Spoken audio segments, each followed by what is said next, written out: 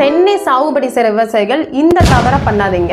எல்லாரும் வண்டு வருதுன்னு சொல்லிட்டு அந்த வண்டை பற்றி தான் யோசிப்போம். ஆனால் எங்கேருந்து வருதுன்னு யாருக்காவது தெரியுமா? நம்ம ஏதாவது குப்பைகள், எருகுளம், இந்த மாதிரி மாட்டு சாணம் இதெல்லாம் குமிச்சு வச்சிருப்பீங்க.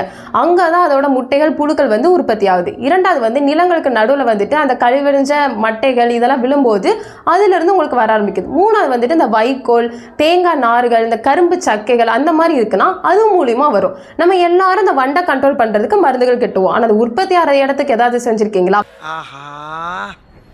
இவ்வளவு வேலை செஞ்சு மண்டை மேல இருக்க கொண்டே மறந்துட்டேனடா. வள்ளுவர் சொன்ன மாதிரி நோய் நாடி நோய் முதல் நாடி அது தணிக்கும் வாய் நாடி வாய்ப்பை செய்ய. நோய் நாடினா வண்டுக்கு நம்ம மருந்து கட்டுறோம். வாய் நாடினா எங்கிருந்து உற்பத்தி ஆகுதோ அந்த இடத்துல நம்ம கரெக்டான மருந்து வந்து கொடுக்கணும். என்ன மருந்துன்னு கேட்குறீங்களா? அதான் நம்ம நுண்ணுயிர் கொண்ட தயாரிப்பு. இந்த பிவேரியா, மெட்டாரைசியம் போன்ற நுண்ணுயிர்கள் வந்து இந்த வண்டுகளுக்கு ஒரு பச்சை கடலை, ஒரு வெள்ளை கடலை நோயை உருவாக்கி சாவடிக்கக்கூடிய தன்மை கொண்டது. இந்த ரெண்டு நுண்ணுயிரை அட்டகாசமா வேலை செய்யும் போது நம்ம கிட்ட 5 நுண்ணுயிர் கொண்ட தயாரிப்பான இன்ஃபினிட்டிங்கிற மருந்து இருக்கு. நான் எல்லா வீடியோல சொன்ன மாதிரி ஒரு மரத்துக்கு ஒரு லிட்டர் வேர்ல ஊத்திருங்க.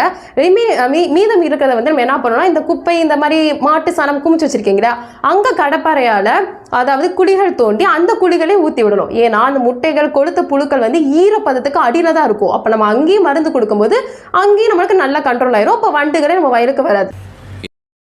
இந்த மும்பைல யாருமே இருக்க முடியாது. அதான் மொத்தமா போறேன். ஸோ இந்த மாதிரி நீங்கள் வந்து கண்ட்ரோல் பண்ணலாம். இதை பற்றினா மேலும் தகவல் வேணும் அப்படின்னா கீழே உள்ள நம்பருக்கு கால் பண்ணுங்கள்.